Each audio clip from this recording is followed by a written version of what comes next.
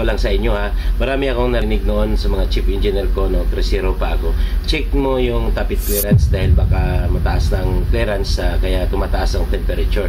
Isang process na minsan nakakalimutan i-consider ang scavenging process. The removal of exhaust gas by blowing of fresh air. Kailan ba nangyayari ang scavenging process? After the first combustion cycle, kung saan nangyayari ang suction, combustion, power, and exhaust. Before siya tutuloy sa next combustion cycle, dadaan siya ng scavenging process. At yan ang nakakaligta natin pag nag-troubleshoot na. So, nabasa nyo na to, narinig nyo na to, ang term na valve overlap. Sa valve overlap, doon nangyayari ang scavenging process. Mga idol, sana present kayo sa magiging future life ko.